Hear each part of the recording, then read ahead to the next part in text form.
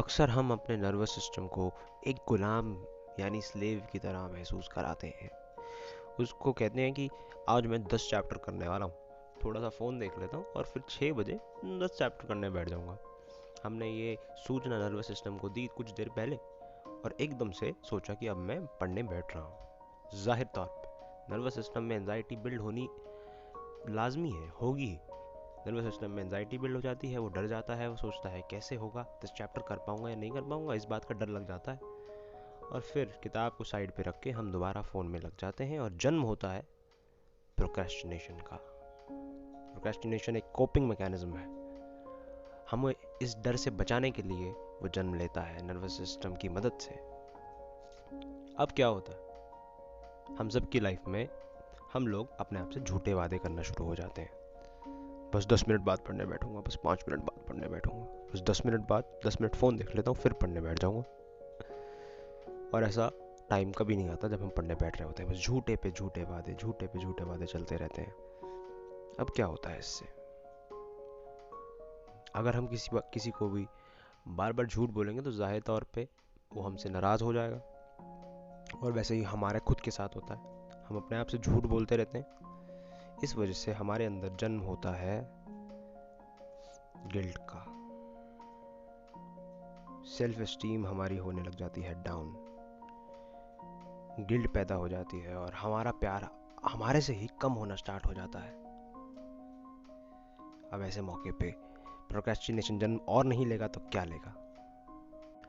अब बात तो ये है कि मैं जानता हूँ कि इस तरीके से प्रोक्रेस्टिनेट तो हम सभी करते हैं, बट एक्चुअल में बात होनी ये चाहिए कि इससे बाहर आया कैसे जाए, इस परपेचुअल साइकिल ऑफ गिल्ट को ख़त्म कैसे किया जाए।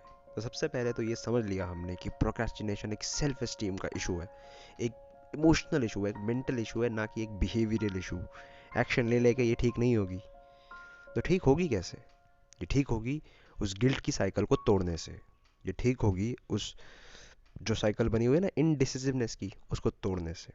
अगर हम अपने आप को प्रॉमिस करते हैं कि आज मैं 6 बजे पढ़ने बैठूंगा, अगर 6 बजे हैं और हम नहीं पढ़ रहे हैं, हम फ़ोन देख रहे हैं, तो उस दिन हम पढ़ने नहीं बैठेंगे। हम किताब को ड्रॉर में रख देंगे, जैसे मैंने इस वीडियो में रख दिया।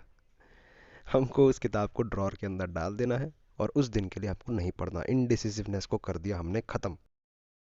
अब ऐसे जब तुम कुछ दिन तक करोगे ना, तो जिस मोटिवेशन को तुम हर जगह तलाशते रहते हो, वो मोटिवेशन लेवल्स तुम्हारे अंदर से, तुम्हारे दिल से इंक्रीज होने स्टार्ट हो जाएंगे और एक अच्छे लेवल पे पहुंच जाएंगे। जब गिल्ट की साइकिल टूट जाएगी, जब इनडिसिसिवनेस की साइकिल टूट जाएगी और सेल्फ एस्टीम बिल्ड होनी स्टार्ट हो जाएगी ना, जब तुम जेन्युइनली अपने आप से झूठे वादे करना बंद कर दोगे, तो तुम एफर्टलेसली किताब उठाओगे और पढ़ने बैठ जाओगे जेन्युइनली, और अच्छे से पढ़ भी पाओगे। वर्क एफिशिएंसी भी ज़्यादा होगी। सेल्फ एस्टीम बढ़ने से ज़िंदगी सही में बदलने लग जाएगी। पर एक बात ज़रूर याद रखना, जब तुम पढ़ चुको तो अपने नर्वस सिस्टम को एक स्लेव फील मत कराना। ये मत बोलना कि पढ़ लिया ना, अब तू कोई और काम कर, तू काम ही करता रहेगा, कुछ और सब्जेक्ट पढ़ना पड़ेगा। नहीं, पढ़ लिया, अब तुम अपने आप को फन टाइम दो।